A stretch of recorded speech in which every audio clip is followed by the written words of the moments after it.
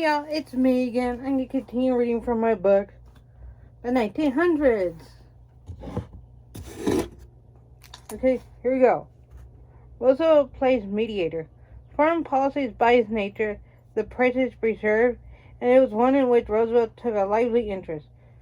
Certain treaties with foreign powers must be approved by the Senate, and so become a matter of party politics. But not all foreign policy is a matter of treaties. Here it is worth noting that the international position of the United States was still one of such security that the President, in many respects, had a large scope for activity.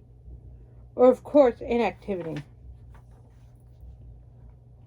It was because his predecessors became so inactive that Theodore Roosevelt was able to make so much of a mark in foreign affairs.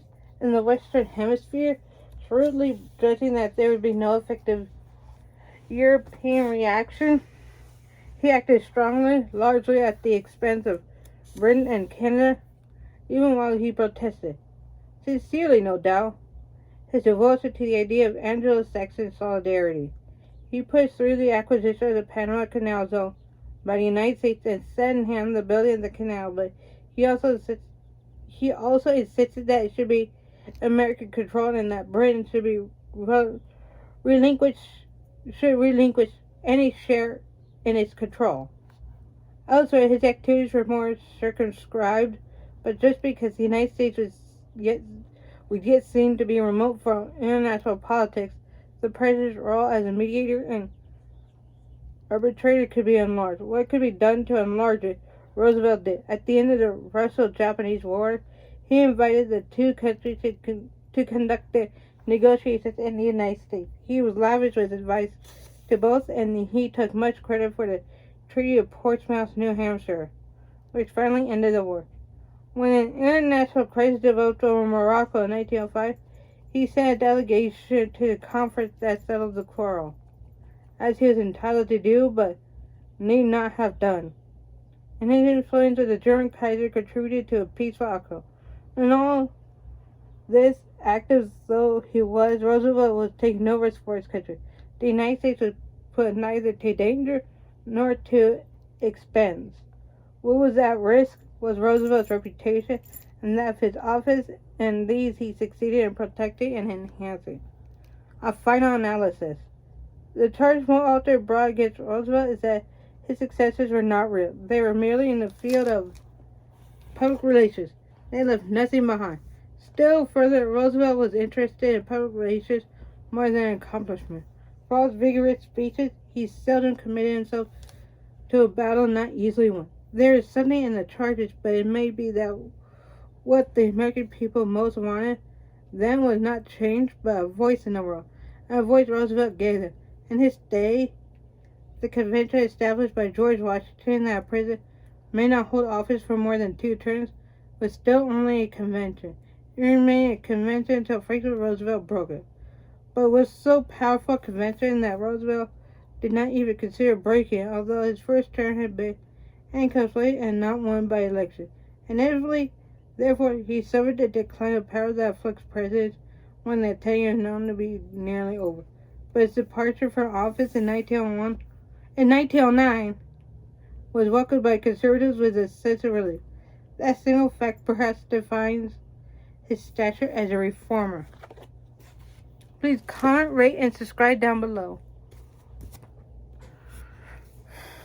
Actually, I'm going to do one more. America's workforce. The impoverished in a wealthy society. John M. Bloom, William S. McFeely, Edmund S. Morgan, Arthur M. Schlesinger Jr., Kenneth M. Stamp, and C. Van Woodward.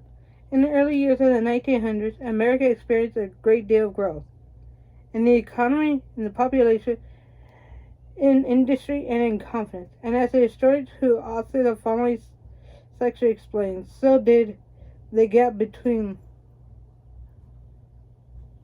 the workers and the business elite. Hold on un momento. Sorry, I had to let my cat out of my room.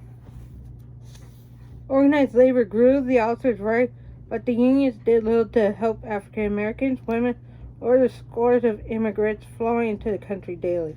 According to the authors, fear of losing jobs to these groups heightened prejudice against Asians, African Americans, and Southern and Eastern Europeans, and helped foster racial segregation and restrictions on immigration. John M. Bloom, professor of history at such universities as Yale in New Haven, Connecticut, and Cambridge and Oxford in England, is the author and editor of numerous books about several different periods of American history. William S. McFeely is an academician, historian, critically acclaimed author. He won the Pulitzer Prize in biography. Scholar and writer of American history, Edmund S. Morgan is a recognized expert on the Puritan and the Revolutionary War period of America. Popular historian Arthur M. Schlesinger Jr. has served as special assistant to two American presidents and has been associated with numerous universities and institutes. He won the Pulitzer Prize in History for his book The Age of Jackson and 1,000 Days, John F. Kennedy in the White House. Kenneth M. Stamp has held professorships at a number of universities in the United States and abroad, and has authored and edited several successful books. Pulitzer Prize winner C. Vann Woodward is a well-known historian of the American South, one of the century's foremost scholars in his field. He is best known for his work, Mary Chestnut's Civil War.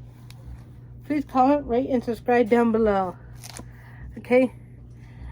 And if you're on TikTok, please like and follow my videos.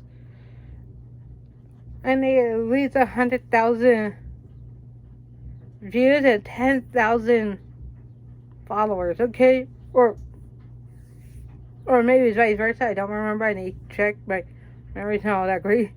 But anyways, yeah, I need a lot. And please help me get there.